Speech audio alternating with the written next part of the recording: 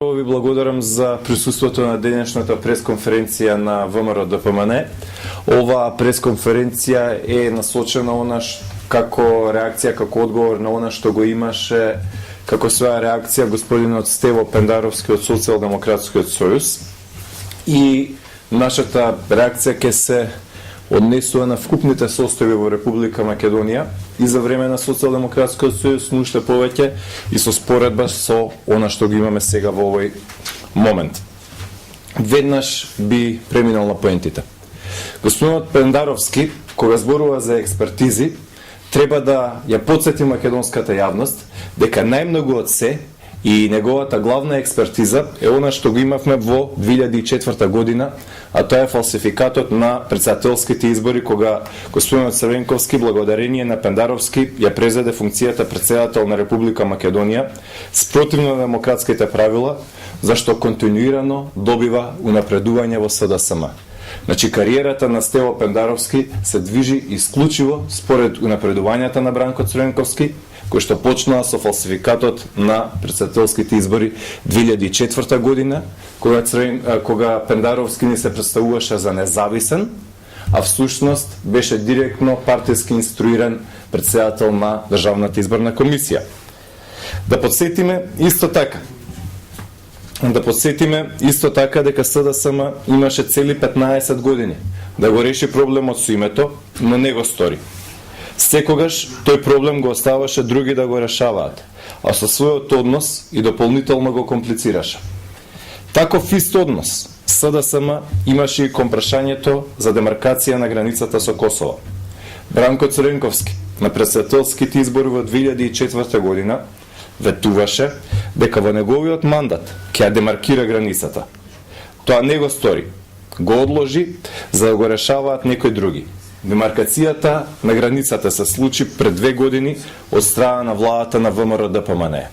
Значи, уште еднаш повторуваме дека СДСМ имаше можност цели 15 години да го реши проблемот со името, но не го реши.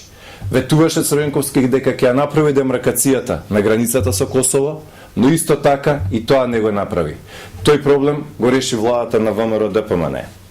Веќе сме навикнати сите тешки прашања, тешки и значајни реформи и предизвици СДСМ да не ги решава, туку напротив да ги комплицира и да ги остава на други. Тоа им е стратегија.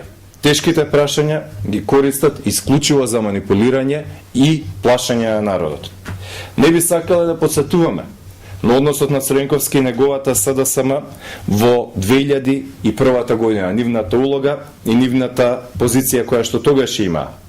Не можеме а да не искоментираме дека односот на СДСМ кон прашањата поврзани со меѓуетничките односи најблагоречено е недостоинствен. Така и неколкуте нивни несовесни партиски новинари отворено ликуваат и хушкаат. Го плашат народот, мислејќи дека ќе добијат некој ситен дневно-политички поен. Жално е кога во очите им се гледа болка од успесите. Нив им пречи успех на било кого, на поединци, на репрезентации, на спортски тимови. Нив им пречи радувањето поради успесите. Но истовремено, нив ги боли изразената самосвест, гордост и достоинство на македонскиот народ. СДСМ не знае да се снајде со горд и самомислечки народ. Затоа прават интриги, затоа прават манипулации и затоа, најблагоречено, не ја говорат вистината. Апелираме до Социјалдемократскиот сојуз да понуди програма, да понуди концепт и да понуди проекти во интерес на граѓаните. На луѓето во Македонија им е смачено од интригите, стравот и манипулациите на СДСМ. И на крај, да подсетиме на неколку проблеми кои што се случуваа во последниот мандат на СДСМ од 2002 до 2006 година, и тоа е единствено за да го отсликаме начинот на кој што тие работеа. Агим Красничи неколку месеци го држеше Скопје под опсада, секојдневно заканувајќи се со гранатирање. Не само ние, туку и странските дипломати во Скопје се чудеа зошто тогаш и тогашната влада на СДСМ не реагираше, не успеваше да го реши проблемот. Калкулираа и се пазареа, а проблемите повторно ги оставаа на други да ги решаваат. Денес Агим Красничи и неговата дружина се во затвор. Слично на нему, командант Ходжа на секој 6 месеци се поигруваше со меѓуетничките односи. Командант Чакала секојдневно даваше изјави од затвор, а командант Баци правеше тепачки, кражби и организираше шверц. Денес овие луѓе или се во затвор, или се соочени со обвиненија пред институциите на системот. Господине Пендаровски, на таква ли контрола мислевте и на такво функционирање на правната држава? Дали на овој начин се градат стабилни меѓуетнички односи? СДСМ, кога има власта, не ги решава проблемите и нема апсолутно никаква контрола на состојбите. Но кога СДСМ е во опозиција, секогаш е гласна, секогаш го плаши народот, манипулира и се обидува да дестабилизира состојбата исклучиво поради нивниот политички опортунизам. До кога вака?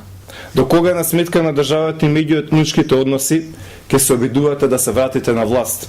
Единствениот начин како СДСМ ги решава меѓуетничките проблеми, проблемите со економијата и генерално во општеството е исклучиво со нивно одлагање. Веќе 20 години тоа и само тоа го гледаме од СДСМ.